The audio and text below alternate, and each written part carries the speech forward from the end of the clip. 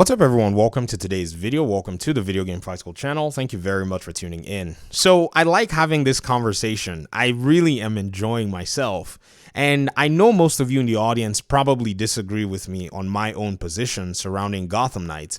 But here's what I'm trying to do. I'm trying to make sure that we dig down into the root of why people who played Gotham Knights, maybe saw Gotham Knights or from the Arkham games, don't really like this game. I want to get to the point where we can distill it to what I think is the real reason, which is they just don't like the game. Not necessarily their proposition that the game is not good. Because if we do that, at the end of the day, I think everyone's going to have a better, more clear position on the game, because it's okay to not like a game.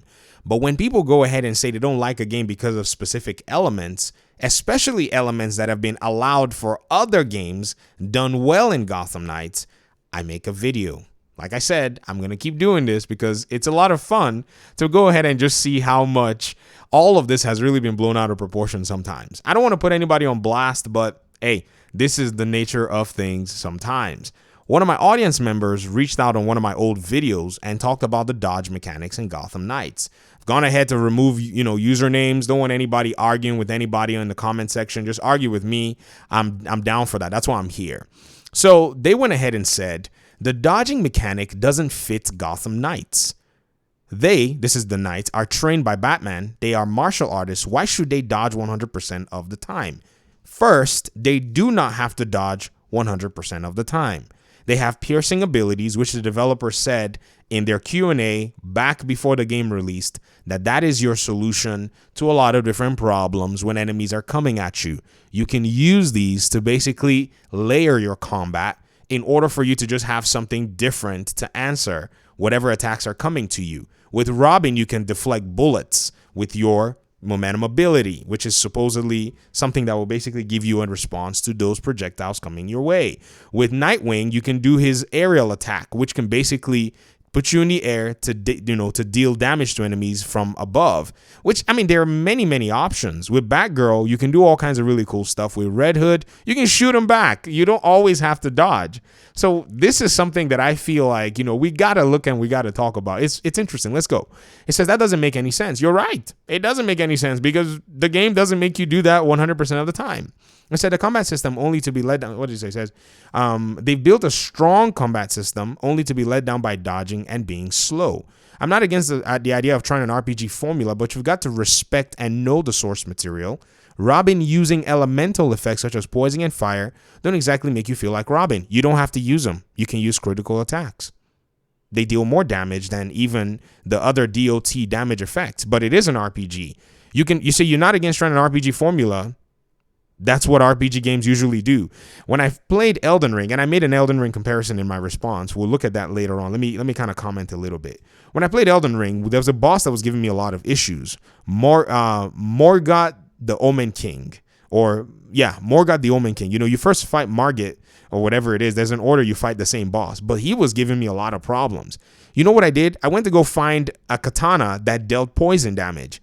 This is an RPG. So for a lot of people that had the skill to dodge and learn and memorize the attacks, it was great for them. Me, I just went and found a katana, the serpent bone katana. You got to do all this stuff to get it.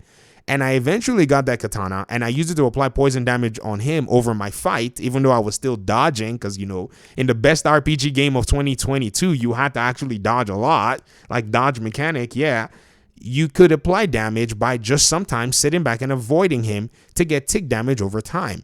This is a core element in RPG games that we players have voted for in a sense and accepted overall. So I don't see a problem whenever it shows up in Gotham Knights and people say, oh, it doesn't follow the source material. It's a video game. At the end of the day, you got to make game elements that follow game elements. Yes, I understand. If you want source material that follows coherently, you really have to go back to the maybe original source of the material, because even the way they represented the Court of Owls and the League of Assassins is also kind of, in a sense, fluid, and it allows for imagination to just fly. That's basically what it is. But back to this conversation, I think it's really interesting. He says, poison and fire doesn't exactly make you feel like Robin. It absolutely does. I play Robin, and man, I can tell you. It says, is this a good game and can be improved to be great? Of course, yes. I mean, yeah, there's always room to improve. And then the rest of the comment said, is it a great game? No, I think it's a great game. I think it really took things, a different notch. Or maybe I could say it's a good game. Let me put it there. Great game is my personal opinion. Good game in terms of RPG mechanics, in terms of the way the game is actually set up. I think it's a good game. And so I replied, I said, that's all preference, my dude. Did you not play the Injustice games? Did all the characters follow their canonical styles of play? Is Batman not a character using his Batwing to literally impale other characters? I can't imagine why gamers will accept, looseness of canon in one game, then bear down on similar aspects in a game that they're in, head over, heels for. I said, let imagination fly in art. All this talk about mechanics not being fitting to a specific superhero is weird. The Arkham games, they have a dodge mechanic as well, including with their counter mechanics. In Gotham Knights, you have your piercing attacks that counters most unblockables. And then when you look at the canceled Superman game, I don't know if many of you know about this canceled Superman game. This is actually a game that, was being developed by Factor 5. Let's go ahead and look at it.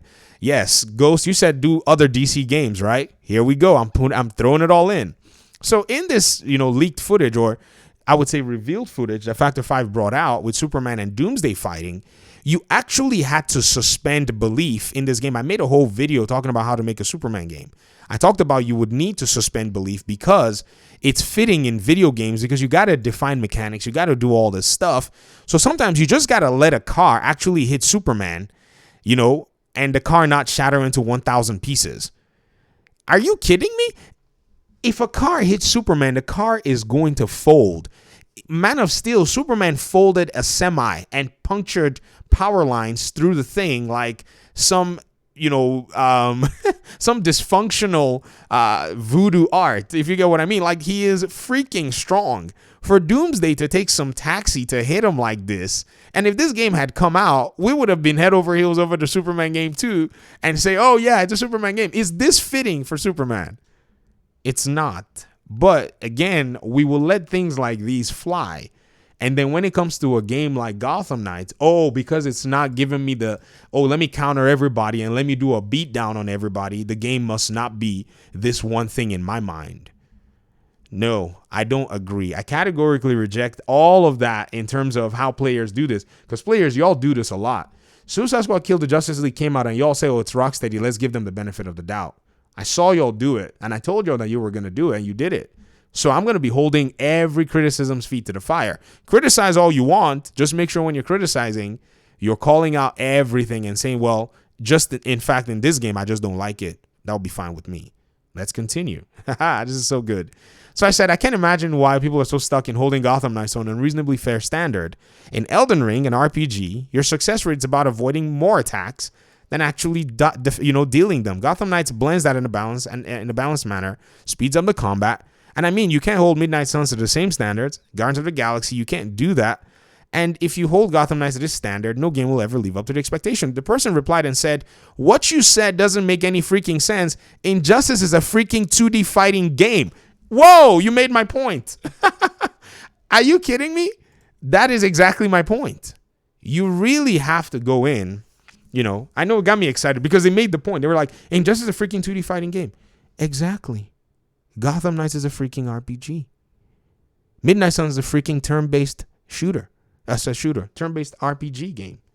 You will never say, the combat system is so slow in Midnight Suns.